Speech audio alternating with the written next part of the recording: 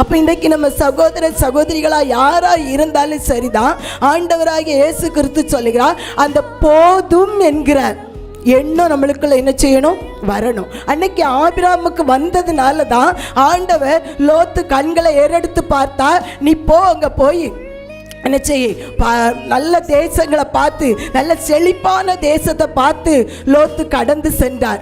அது எனக்கு போதுன்னு சொல்லி போனார். ஆனால் உங்களுக்கு எல்லாம் தெரிந்திருக்கும் அந்த வேத வசனங்கள். ஆனாலும் கூட ஆண்டவர் ஆபிரகாமை விட்டு அவர் கைவிடலை, அவரை விட்டு விலகலை.